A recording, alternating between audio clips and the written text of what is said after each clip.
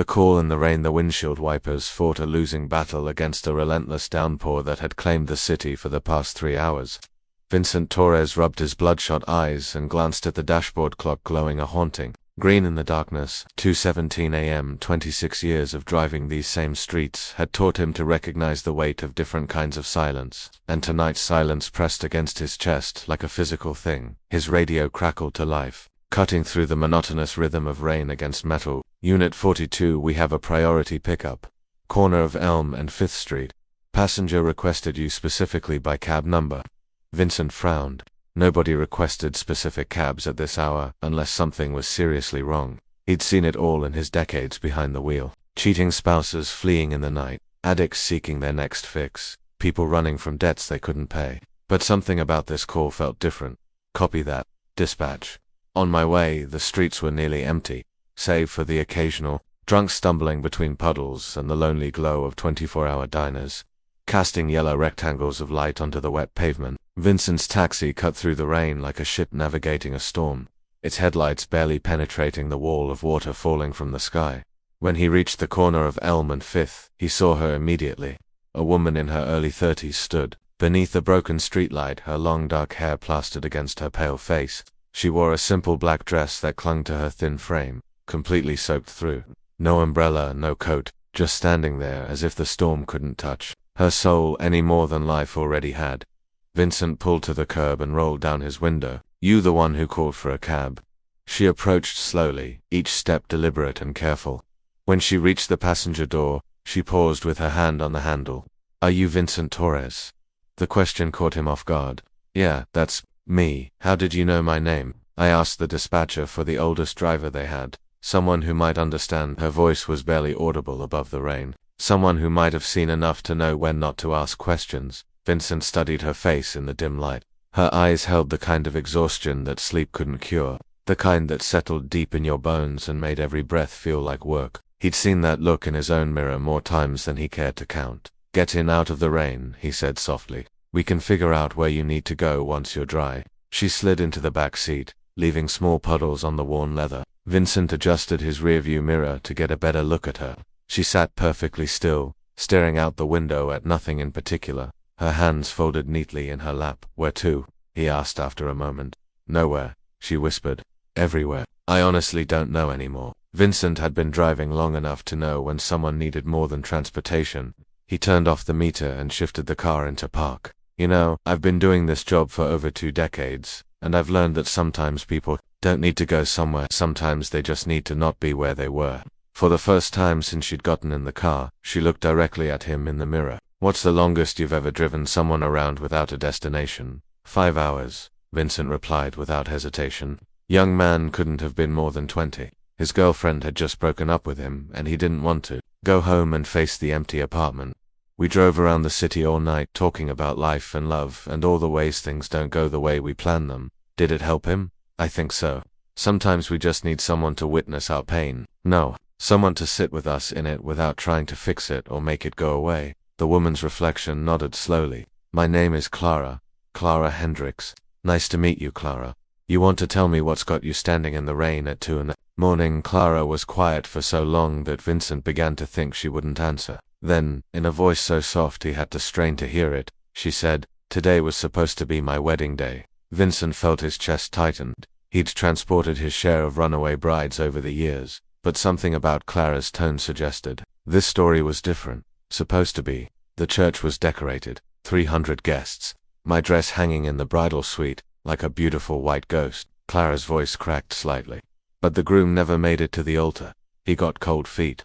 He got hit by a drunk driver on his way to the rehearsal dinner last night.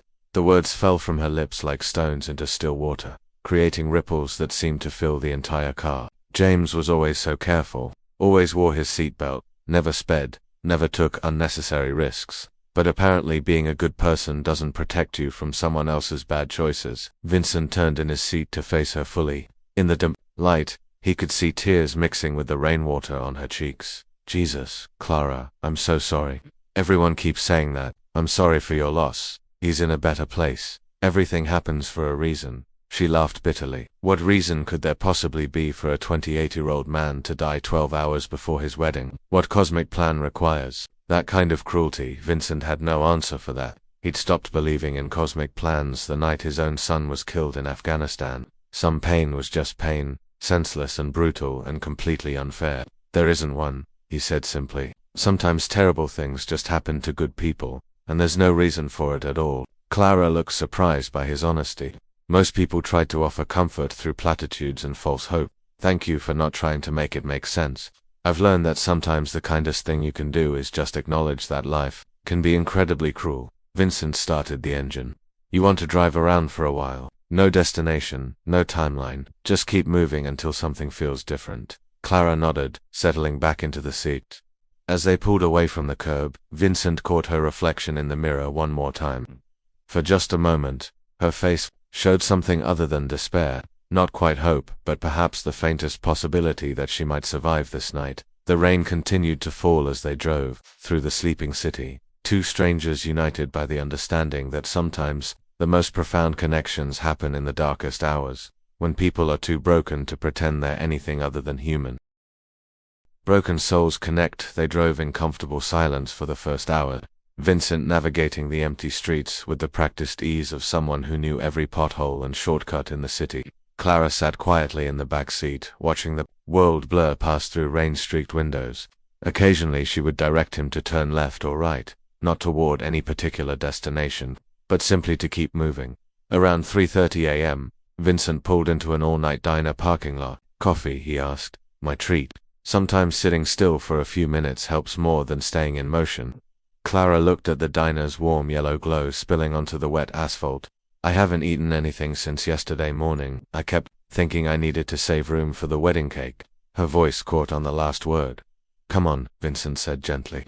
Let's get you some food. The diner was nearly empty, except for a tired-looking waitress and a trucker nursing a cup of coffee at the counter. Vincent chose a corner booth where they could talk without being overheard. The waitress, whose namatag read Betty, approached, with the weary smile of someone accustomed to serving broken people in the middle of the night. What'll it be, folks? Coffee for both of us, Vincent said, and maybe some scrambled eggs and toast for the lady. After Betty left, Clara stared at her hands folded on the formica table. I keep expecting to wake up, keep thinking this is all some horrible nightmare, and I'll open my eyes and James will be there, complaining about wedding jitters or worrying about whether his tie matches his shoes. How long were you together? For years. Met in college. Dated all through graduate school. He proposed on the same park bench where we had our first official date. Clara managed a small smile at the memory. He was so nervous he dropped the ring twice. I thought he was having a seizure. Vincent chuckled softly. Sounds like he really loved you. He did. We both did. We had this whole life planned out. You know, the honeymoon in Italy, the house we were going to buy, the kids we wanted to have, 2 boys and a girl, if we were lucky. James wanted to name the first boy after his grandfather. Tears started flowing again. Now all of that is just gone, erased, like it never existed at all. The coffee arrived, and Vincent wrapped his weathered hands around the warm mug. It existed, he said quietly. Love doesn't disappear just because the person dies.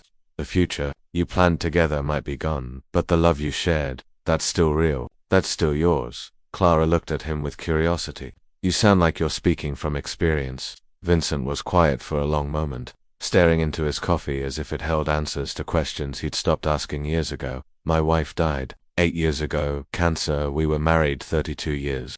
I'm sorry, Clara said softly. Margaret was the best person I ever knew. Smart, funny, kind to everyone she met. She volunteered at the animal shelter on weekends and made the world's best apple pie. Vincent's voice grew thick with emotion. When she got sick, I kept thinking if I just loved her hard enough, if I just took care of her well enough, somehow it would be enough to keep her alive. But it wasn't. And for the longest time after she died, I felt angry. At God, at the doctors, at the universe for being so random and cruel. I couldn't understand how someone like Margaret could suffer and die while drunk drivers and murderers got to keep living. Clara nodded, recognizing the familiar territory of rage and injustice. How do you get past that? I'm not sure you ever completely do. But eventually I realized that being angry at the universe was like being angry at gravity or the weather. It just is what it is. The only choice you have is how you respond to it. Betty returned with Clara's eggs, and she picked at them half-heartedly. Everyone keeps telling me I need to be strong, that I need to move on and start healing. But I don't want to heal. Healing feels like betraying James. Like saying his death doesn't matter. Healing doesn't mean forgetting, Vincent said firmly. It doesn't mean the pain goes away or that you stop missing him. It just means you learn to carry the grief without letting it crush you completely. Clara set down her fork and looked directly at him. Do you still miss her, your wife? Every single day. But now when I think about Margaret, I mostly remember the good times. The way she used to sing in the shower, how she'd fall asleep reading and I'd have to take the book out of her hands. The way she'd laugh at my terrible jokes just to make me feel clever. Vincent smiled at the memories. The pain is still there, but it's not the only thing anymore. How long did it take to get to that point? Different for everyone, I think. For me, it was about 3 years before I could think about her without feeling like someone was reaching into my chest and squeezing my heart. 5 years before I could talk about her without crying. But Clara, you don't have to rush any of it. Grief has its own timeline, and anyone who tries to hurry you through it doesn't understand what you're going through. Clara wiped her eyes with a napkin. Why are you being so kind to me? You don't even know me. Vincent considered the question. Because 8 years ago, I was standing in the rain too. Maybe not literally, but emotionally I was drowning. And someone showed me kindness when I needed it most. A complete stranger who could have just minded their own business but chose to help instead. What did they do? Listened. Just listened without trying to fix me or cheer me up or tell me everything was going to be okay. Sometimes that's all another person can do for you. Just witness your pain and let you know you're not alone in it. Clara reached across the table and placed her hand over Vincent's. Her skin was still cold from the rain, but her touch was warm. Thank you for listening. Thank you for not trying to make this better. Thank you for trusting me with your story. They sat in the diner until dawn began to creep across the horizon. Two people who had found something unexpected in their shared understanding of loss. When they finally returned to the taxi, Clara gave Vincent her address for the first time all night. As they drove toward her apartment, she said quietly, I don't know what happens now. I don't know how to be in a world without James. You don't have to know, Vincent replied. You just have to keep breathing, one breath at a time, one day at a time. And when it gets too hard to do alone, you find someone who understands. When they reached her building, Clara hesitated before getting out of the car. Vincent, would it be okay if I called you sometime, not for a ride, just to talk to someone who gets it? Vincent handed her his business card with his personal number, written on the back. Anytime, Clara, day or night. Sometimes we all need someone to sit with us in the dark. Dawn of new beginnings. 6 months later, Vincent was sitting in the same corner booth at the all-night diner when his phone rang. Clara's name appeared on the screen, and he answered immediately. Hey there, how are you holding up? Better today, Clara said, and Vincent could hear something different in her voice. Still sad, but no longer desperate. I wanted to tell you something. I went to the cemetery today, to visit James, and for the first time since he died, I told him about my plans for the future instead of just apologizing for still being alive. Vincent felt a warmth spread through his chest. That's huge. Clara, what kind of plans? I'm going back to school, social work. I want to help other people who are going through loss and trauma. James always said I was good at listening to people, at making them feel heard. I thought maybe I could use that. He was right. You are good at that. Margaret would have loved you. You know, she always said the best people are the ones who turn their pain into purpose. Clara was quiet for a moment. Vincent, there's something else. I met someone. Vincent felt a complex mix of emotions, pride and protectiveness, and something that might have been worry. Yeah, tell me about them. His name is David. He's in my grief counseling group. Lost his brother in a car accident 2 years ago.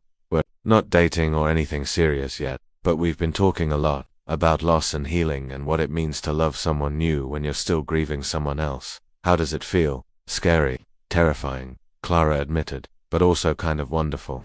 I never thought I'd be able to care about someone again, let alone trust them with my heart.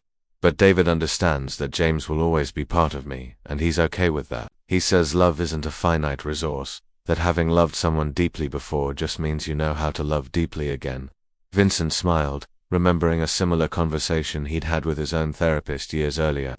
Sounds like a wise man he is, and Vincent, he wants to meet you. I've told him so much about that night, about how you saved my life just by listening. He says any man who would drive a stranger around in the rain for 6 hours and buy her eggs at 4 a.m. is someone he wants to shake hands with. I'd like to meet him too. There was a pause, and then Clara said, I never properly thanked you, you know, for that night. For all the nights since then when I've called you crying or angry or just needing to hear a friendly voice. You didn't have to do any of that. Yes, I did, Vincent said firmly. Clara, that night when I found you in the rain, I was in a pretty dark place myself. It was the anniversary of Margaret's death, and I was thinking about how empty my life felt, how maybe I'd given all I had to give, but helping you helped me remember why I'm still here. We saved each other that night. I love you, Vincent, not romantically, but as family, as chosen family. Vincent felt tears prick his eyes. I love you too, kid, and I'm proud of you. For surviving, for healing, for choosing to love again despite how much it hurt the first time. Will you come to my graduation?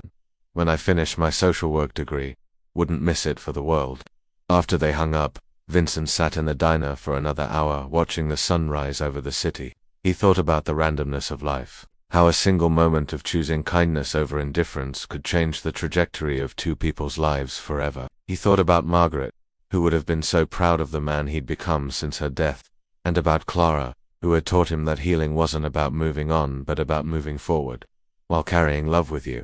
His phone buzzed with a text message from Clara. It was a photo of a small memorial garden she'd planted in her backyard, with a bench positioned so you could sit and watch the flowers grow. The message read, James's corner. It turns out love really doesn't die, it just changes form. Vincent texted back. Margaret would say the same thing. See you soon. As he walked back to his taxi, Vincent realized that his own healing had come not through forgetting his pain but through using it to recognize and respond to pain in others. The night he'd found Clara standing in the rain, he'd thought he was just giving a ride to someone in trouble. He'd had no idea he was beginning the most important friendship of his life. 6 months later, Vincent stood in a university auditorium watching Clara walk across the stage to receive her Master of Social Work degree. David was there too, holding her hand and beaming with pride. After the ceremony, the three of them went to dinner, and Vincent listened as Clara talked about her plans to work with grieving families, to be the kind of counselor she'd needed in her darkest moments. David said at one point, Clara told me that the night she met you, she was planning to hurt herself. She'd given up completely, but you reminded her that she wasn't alone, that her pain mattered, that someone cared enough to sit with her in it. Vincent looked at Clara, who nodded slowly. I never told you that part because I was ashamed, but it's true. Meeting you saved my life in the most literal sense. Vincent reached across the table and took both their hands. Then I guess we're even, because meeting you saved mine too. Moral of the story, sometimes the most profound healing comes not from avoiding pain but from sharing it with someone who understands. In our darkest moments, when we feel most alone and broken, the simple act of human connection, of being truly seen and heard by another person, can be the difference between despair and hope. Vincent and Clara's story reminds us that we all have the power to be a lifeline for someone else, and sometimes being willing to sit with someone in their darkness is the greatest gift we can offer. Love doesn't end with death, relationships don't have to be permanent to be meaningful, and choosing kindness in small moments can create ripples that change lives forever. True strength isn't about being unbreakable, it's about breaking and healing and choosing to love again anyway.